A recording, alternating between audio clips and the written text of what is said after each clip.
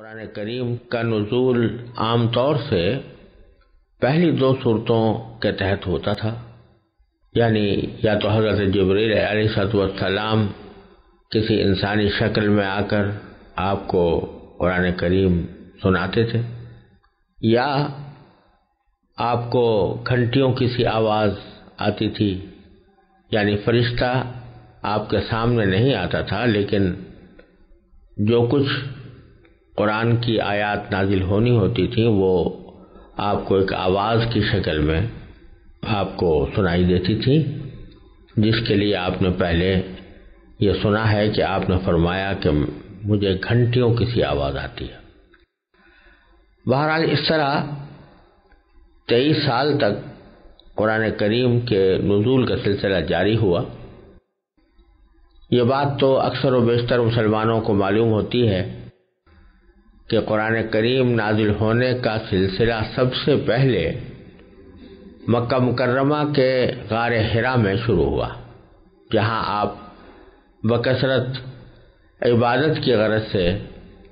اعتکاف کرنے کے لیے تشریف لے جایا کرتے تھے اور تنہائی میں اللہ تبارک و تعالیٰ کی عبادت کرتے تھے۔ وہیں پر سب سے پہلے حضرت جبریل علیہ السلام آپ کے پاس پہلی وحی لے کر آئے، اور یہ پہلی وحی 30ویں پارے کی سورہ علق میں پہلی 5 آیتیں ہیں، یعنی اقرأ بسم ربک الذی خلق خلق الانسان من علق اقرأ وربک الاکرم الذی علم بالقلم علم الانسان ما لم یعلم۔ ان آیتوں سے قرآن کریم کے نزول کا آغاز ہوا، اور پھر وقتاً فوقتاً قرآن کریم کی مختلف آیتیں اور بعض اوقات پوری صورتیں حضور اقدس صلی اللہ علیہ وسلم پر نازل ہوتی رہیں، یہاں تک کہ 23 سال کی مدت میں آپ کے پاس قرآن کریم کا مکمل نزول ہو گیا۔ یہ بات طے شدہ ہے کہ سب سے پہلی آیت اقرأ بسم ربک الذی خلق تھی۔ البتہ سب سے آخری آیت کون سی ہے، اس میں روایتیں مختلف ہیں۔ بہرحال جب بھی قرآن کریم حضور اقدس صلی اللہ علیہ وسلم پر نازل ہوتا یا اس کی کچھ آیتیں آپ پر بطور وحی نازل کی جاتی، تو اس وقت آپ صحابہ کرام میں سے کسی کو بلوا کر اس کو ضبط تحریر میں لے آتے تھے۔ یہ تو ہر مسلمان کو معلوم ہے کہ نبی کریم سرور عالم صلی اللہ علیہ وسلم امی تھے، یعنی آپ لکھتے پڑھتے نہیں تھے، اور اللہ تبارک و تعالیٰ نے آپ کے ذریعے یہ معجزہ ظاہر کرانا تھا کہ ایک طرف آپ امی ہیں، لکھتے پڑھتے نہیں ہیں، اور دوسری طرف آپ کی زبان مبارک پر ایسا کلام جاری ہو رہا ہے جس کے آگے عربوں کے بڑے بڑے فصیح و بلیغ لوگوں نے گھٹنے ٹیک دیے، اور پھر وہ کلام آپ کے حافظے میں اس طرح محفوظ ہو گیا کہ آپ کو کبھی اس سلسلے میں بھول پیش نہیں آئی۔ تو اس سے دنیا کو یہ دکھانا تھا کہ یہ خود آپ کا بنایا ہوا کلام نہیں ہے، بلکہ اللہ جل جلالہ کا بھیجا ہوا کلام ہے۔ اس غرض کے لیے آپ کو امی رکھا گیا تھا، یعنی آپ لکھتے پڑھتے نہیں تھے، لیکن جب قرآن کریم نازل ہوتا تو آپ صحابہ کرام میں سے کسی کو بلا کر اس کو جتنا حصہ نازل ہوا ہے وہ لکھوا دیا کرتے تھے۔ اس موقع پر خاص طور پر حضرت زید بن ثابت رضی اللہ تعالی عنہ اپنا واقعہ بیان فرماتے ہیں۔ وہ فرماتے ہیں کہ جب آپ پر وحی نازل ہوتی تو آپ کو سخت گرمی لگتی تھی، اور آپ کے جسم مبارک پر پسینے کے قطرے موتیوں کی طرح ڈھلکنے لگتے تھے۔ پھر جب آپ سے یہ کیفیت ختم ہو جاتی تو میں کسی جانور کے مونڈھے کی ہڈی یا کسی اور چیز کا کوئی ٹکڑا لے کر خدمت میں حاضر ہوتا، آپ لکھواتے رہتے اور میں لکھتا جاتا، یہاں تک کہ جب میں لکھ کر فارغ ہوتا تو قرآن نقل کرنے کے بوجھ سے مجھے یوں محسوس ہوتا جیسے میری ٹانگ ٹوٹنے والی ہے اور میں کبھی چل نہیں سکوں گا۔ بہرحال جب میں فارغ ہوتا تو آپ فرماتے پڑھو، میں پڑھ کر سناتا، اگر اس میں کوئی فروگزاشت ہوتی تو آپ اس کی اصلاح فرما دیتے اور پھر اسے لوگوں کے سامنے لے آتے۔ حضرت زید بن ثابت رضی اللہ تعالیٰ عنہ کے علاوہ بھی اور بہت سے صحابہ وہی لکھنے کے فرائض انجام دیتے تھے، جن میں حضرات خلفائے راشدین، صدیق اکبر، فاروق اعظم، عثمان غنی، حضرت علی رضی اللہ تعالی عنہ اجمعین، حضرت ابی بن کعب، حضرت زبیر بن عوام، حضرت معاویہ، حضرت مغیرہ بن شعبہ، حضرت خالد بن ولید، حضرت ثابت بن قیس، حضرت ابان بن سعید رضی اللہ تعالی عنہم اجمعین، یہ حضرات بطور خاص قابل ذکر ہیں جن کو آپ وقتاً فوقتاً بلا کر نازل ہونے والی وحی لکھوایا کرتے تھے۔ حضرت عثمان غنی رضی اللہ تعالی عنہ یہ بھی فرماتے ہیں کہ حضور اقدس صلی اللہ علیہ وسلم کا معمول یہ تھا کہ جب قرآن کریم کا کوئی حصہ نازل ہوتا تو آپ وہی لکھنے والوں کو یہ ہدایت بھی فرما دیتے تھے کہ اسے فلاں صورت میں فلاں فلاں آیت کے بعد لکھا جائے۔ اس زمانے میں چونکہ عرب میں کاغذ کم یاب تھا، اس لیے قرآنی آیات زیادہ تر پتھر کی سلوں پر، چمڑوں کے پارچوں پر، کھجور کی شاخوں پر، بانس کے ٹکڑوں پر، درخت کے پتوں اور جانوروں کی ہڈیوں پر لکھی جایا کرتی تھی۔ البتہ کبھی کبھی کاغذ کے ٹکڑے بھی استعمال کیے گئے۔ اس طرح عہد رسالت میں قرآن کریم کا ایک نسخہ تو وہ تھا جو خود نبی کریم سرور دو عالم صلی اللہ علیہ وسلم نے اپنی نگرانی میں لکھوایا تھا، اگرچہ وہ مرتب کتاب کی شکل میں نہیں تھا بلکہ متفرق تحریروں کی شکل میں تھا۔ اس کے ساتھ ہی بعض صحابہ کرام اپنی یادداشت کے لیے قرآن کریم کی آیتیں اپنے پاس لکھ لیا کرتے تھے، اور یہ سلسلہ اسلام کے بالکل ابتدائی عہد سے جاری ہو چکا تھا۔ جیسا کہ آپ حضرات نے سنا ہوگا کہ حضرت عمر رضی اللہ تعالیٰ عنہ کے اسلام لانے سے پہلے ہی ان کی بہن حضرت اور ان کے بہنوئی حضرت سعید بن زید نے ایک صحیفے میں قرآن کریم کی آیتیں لکھی ہوئی تھیں جو سورہ طٰہٰ پر مشتمل تھی، اور حضرت عمر رضی اللہ تعالیٰ عنہ نے ان کو پڑھا۔ لیکن حضور اقدس صلی اللہ علیہ وسلم کے زمانے میں قرآن کریم کے جتنے نسخے لکھے گئے تھے ان کی کیفیت یہ تھی کہ وہ متفرق اشیاء پر لکھے ہوئے تھے۔ کوئی آیت چمڑے پر لکھی ہوئی ہے، کوئی درخت کے پتے پر لکھی ہوئی ہے، کوئی ہڈی پر، یا وہ مکمل نسخے نہیں تھے۔ کسی صحابی کے پاس ایک صورت لکھی تھی، کسی کے پاس 10-5 صورتیں لکھی ہوئی تھیں، اور کسی کے پاس صرف چند آیتیں تھیں، اور بعض صحابہ کے پاس آیتوں کے ساتھ اس کی تفسیر بھی لکھی ہوئی تھی۔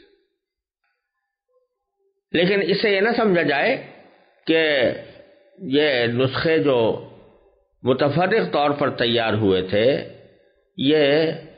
کوئی اجنبی قسم کے نسخے تھے۔ واقع یہ ہے کہ عرب میں سب سے زیادہ بھروسہ اپنے حافظے پر کیا جاتا تھا، اور جو ہی کوئی آیت نازل ہوتی رسول کریم سرور دو عالم صلی اللہ علیہ وسلم اس کو صحابہ کرام کے مجمع کے سامنے پڑھ کر سناتے، اس کو پڑھنے کا طریقہ بھی بتاتے اور سکھاتے، اور لوگوں کو اس کو یاد کرنے کی ترغیب بھی دیتے۔ نتیجہ یہ کہ صحابہ کرام ان آیتوں کو اچھی طرح یاد کرتے تھے، اور یاد کرنے کو پختہ کرنے کے لیے ایک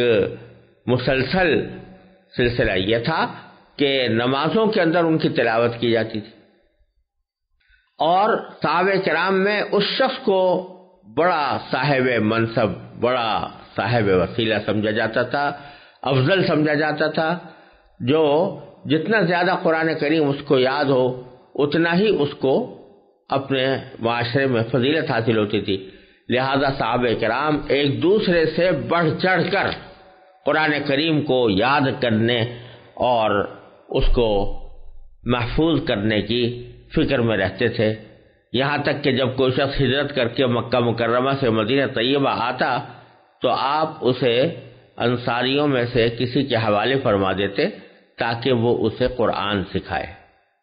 اور مسجد نبوی میں قرآن سیکھنے سکھانے والوں کی آوازوں کا اتنا شور ہونے لگا تھا کہ رسول اللہ صلی اللہ علیہ وسلم کو یہ تاکید فرمانا پڑی کہ اپنی آوازیں پس کرو تاکہ کوئی مغالطہ پیش نہ آئے۔ اس طرح صحابہ کرام نبی کریم صلی اللہ علیہ وسلم سے قرآن کریم کے الفاظ کو بھی پڑھتے تھے، اس کے معانی بھی سیکھتے تھے، اس پر عمل کرنے کا طریقہ بھی سیکھتے تھے، اور اس طرح صحابہ کرام میں بہت بڑی جماعت ایسے حضرات کی تھی جو پورے قرآن کے حافظ تھے، لہذا ایک طرف قرآن کریم حافظوں میں محفوظ تھا اور دوسری طرف حضور اقدس صلی اللہ علیہ وسلم کی لکھوائی ہوئی آیتیں ایک متفرق نسخے کی شکل میں موجود تھی۔ بہت سے صحابہ کرام کے پاس خود ان کے اپنے مجموعے لکھے ہوئے موجود تھے، لیکن جب نبی کریم سرور دو عالم صلی اللہ علیہ وسلم کا وصال ہوا تو حضرت صدیق اکبر رضی اللہ تعالیٰ عنہ نے اپنے عہد خلافت میں یہ ضروری سمجھا کہ قرآن کریم کے ان منتشر حصوں کو یکجا کر کے محفوظ کر دیا جائے، ایک کتابی شکل میں محفوظ کر دیا جائے۔ انہوں نے یہ کارنامہ جن محرکات کے تحت اور جس طرح انجام دیا اس کی تفصیل حضرت زید بن ثابت رضی اللہ تعالیٰ عنہ نے ایک مفصل حدیث میں بیان فرمائی ہے، اور جس کا خلاصہ یہ ہے کہ حضرت صدیق اکبر رضی اللہ تعالیٰ عنہ نے حضرت زید بن ثابت کو بلا کر انہیں یہ فریضہ سونپا کہ جہاں جہاں قرآن کریم لکھا ہوا ہے ان کی آیتوں کو تلاش کر کے ان کو ایک مسلسل نسخے کی شکل میں کاغذ کے اوپر لکھ کر ایک مسلسل نسخے کی شکل بناؤ تاکہ وہ ایک مکمل کتابی صورت میں محفوظ ہو جائے۔ حضرت زید بن ثابت فرماتے ہیں کہ خدا کی قسم اگر یہ حضرات مجھے کوئی پہاڑ ڈھونے کا حکم دیتے تو مجھ پر اس کا اتنا بوجھ نہ ہوتا جتنا اس کام کا ہوا۔ بالآخر انہوں نے یہ کارنامہ انجام دینا شروع کیا، اور اس کی جو تفصیل روایات میں آئی ہے وہ یہ تھی کہ ان کا طریقہ کار یہ تھا کہ وہ خود حافظ قرآن تھے، لہذا وہ اپنی یادداشت سے پورا قرآن لکھ سکتے تھے۔ ان کے علاوہ بھی بہت سے الفاظ اس وقت موجود تھے، ان کی ایک جماعت بنا کر بھی قرآن کریم لکھا جا سکتا تھا۔ نیز قرآن کریم کے جو نسخے حضور اقدس صلی اللہ علیہ وسلم کے زمانے میں لکھے گئے تھے، حضرت زید ان سے بھی قرآن کریم نقل فرما سکتے تھے، لیکن انہوں نے احتیاط کے پیش نظر صرف کسی ایک طریقے پر بس نہیں کیا، بلکہ ان تمام ذرائع سے بیک وقت کام لے کر اس وقت تک کوئی آیت اپنے صحیفے میں درج نہیں فرمائی جب تک اس کے متواتر ہونے کی تحریری اور زبانی شہادتیں نہیں مل گئی۔ اس کے علاوہ نبی کریم صلی اللہ علیہ وسلم نے قرآن کریم کی جو آیات اپنی نگرانی میں لکھوائی تھیں وہ مختلف صحابہ کے پاس محفوظ تھی۔ حضرت زید نے انہیں یکجا فرمایا تاکہ نیا نسخہ ان سے ہی نقل کیا جائے۔ چنانچہ یہ اعلان عام کر دیا گیا کہ جس شخص کے پاس قرآن کریم کی جتنی آیات لکھی ہوئی موجود ہوں وہ حضرت زید کے پاس لے آئے، اور جب کوئی شخص ان کے پاس قرآن کریم کی کوئی لکھی ہوئی آیت لے کر آتا تو وہ 4 طریقوں سے اس کی تصدیق کرتے تھے۔ سب سے پہلے اپنی یادداشت سے اس کی توثیق کرتے، پھر حضرت عمر بھی حافظ قرآن تھے، اور روایات سے ثابت ہے کہ حضرت ابو بکر نے ان کو بھی اس کام میں حضرت زید کے ساتھ لگا دیا تھا، اور جب کوئی شخص کوئی آیت لے کر آتا تو حضرت زید اور حضرت عمر دونوں مشترک طور پر اسے وصول کرتے تھے۔ پھر کوئی لکھی ہوئی آیت اس وقت تک قبول نہیں کی جاتی تھی جب تک دو قابل اعتبار گواہوں نے اس بات کی گواہی نہ دی ہو کہ یہ آیت نبی کریم صلی اللہ علیہ وسلم کے سامنے لکھی گئی تھی۔ پھر اس کے بعد ان لکھی ہوئی آیتوں کا ان مجموعے کے ساتھ مقابلہ کیا جاتا تھا جو مختلف صحابہ کرام نے تیار کر رکھے تھے۔ اس طرح یہ قرآن کریم کا پہلا نسخہ حضرت صدیق اکبر رضی اللہ عنہ کے عہد مبارک میں پہلا مکمل نسخہ جو کاغذ پر لکھا ہوا تھا تیار ہوا، اور اس کا فائدہ یہ ہوا کہ یہ ایک ایسا ماخذ اور مرجع بن گیا کہ اگر کبھی کسی شخص کو کسی آیت کے کسی لفظ میں کوئی ذرا بھی شبہ ہو تو وہ اس نسخے کی طرف رجوع کر کے اس کی تصدیق یا توثیق کر سکتا تھا۔ حضرت عثمان رضی اللہ تعالیٰ عنہ کے زمانے تک یہ سلسلہ اسی طرح رہا۔ حضرت عثمان رضی اللہ تعالیٰ عنہ کے عہد مبارک میں اسلام بہت سے مختلف ملکوں کی طرف پھیل چکا تھا۔ شام کے بہت سے علاقے فتح ہو چکے تھے، ایران کے بہت سے علاقوں میں اسلام پہنچ چکا تھا، اور وہاں لوگ قرآن کریم اپنے حافظے سے پڑھتے اور پڑھاتے چلے آ رہے تھے۔ حضرت عثمان رضی اللہ تعالیٰ عنہ کو یہ اندیشہ لاحق ہوا کہ اگر ان کے سامنے کوئی تحریری نسخہ نہ ہوا تو کہیں ایسا نہ ہو کہ ان کے درمیان قرآن کریم کے بارے میں کوئی اختلافات پیدا ہونے لگے، لہذا حضرت عثمان رضی اللہ تعالیٰ عنہ نے یہ چاہا کہ جس طرح ایک نسخہ حضرت صدیق اکبر رضی اللہ تعالیٰ عنہ کے زمانے میں تیار کیا گیا تھا، ویسے ہی 7 نسخے تیار کر کے عالم اسلام کے مختلف خطوں میں بھیج دیے جائیں، جو ہر خطے کے اندر ایک مرجع اور باخذ کی حیثیت اختیار کریں، اور لوگ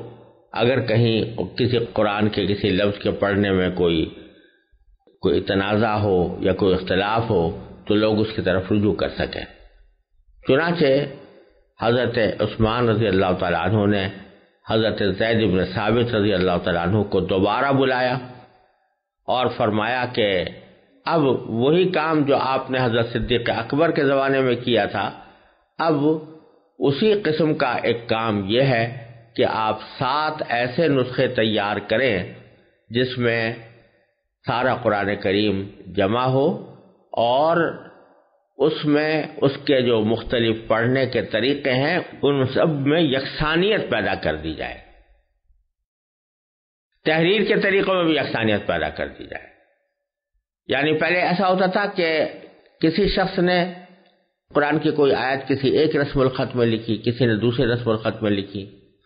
لیکن حضرت عثمان رضی اللہ تعالیٰ عنہ نے فرمایا کہ اب صرف ایک رسم الخط میں قرآن کریم لکھا جائے گا، اور وہ جو قریش کا رسم الخط ہے۔ چنانچہ اس رسم الخط کے مطابق 7 نسخے تیار کیے گئے، اور 7 نسخوں کو عالم اسلام کے مختلف خطوں کے اندر بھیج دیا گیا، اور کہا جاتا ہے کہ ان میں سے ایک مکہ مکرمہ میں، ایک شام میں، ایک یمن میں، ایک بحرین میں، ایک بصرہ میں اور ایک کوفہ میں بھیج دیا گیا تھا، اور ایک نسخہ مدینہ طیبہ میں محفوظ رکھا گیا۔ اس طرح یہ 7 نسخے مختلف دنیا کے حصوں میں پہنچے، اور پھر وہاں سے رفتہ رفتہ نقل ہو کر پھر ساری دنیا کے اندر پھیلے۔ اور یہ بات ایک مرتبہ پھر واضح کر دینی ضروری ہے کہ یہ نسخے تو در حقیقت ایک مزید توثیق اور تائید کے لیے تیار کیے گئے تھے، ورنہ قرآن کریم کو حفظ کرنے کا سلسلہ نبی کریم سرور دو عالم صلی اللہ علیہ وسلم کے عہد مبارک سے چلا آتا تھا، حضرات صحابہ کرام میں بھی جاری رہا، یہاں تک کہ چھوٹے چھوٹے بچے پورا قرآن حفظ کر لیتے تھے، اور اس بات کا کوئی احتمال بھی باقی نہیں تھا کہ قرآن کریم کے اندر کوئی معاذ اللہ ادنیٰ تبدیلی بھی ہو سکے۔ وآخر دعوانا الحمدللہ رب العالمین۔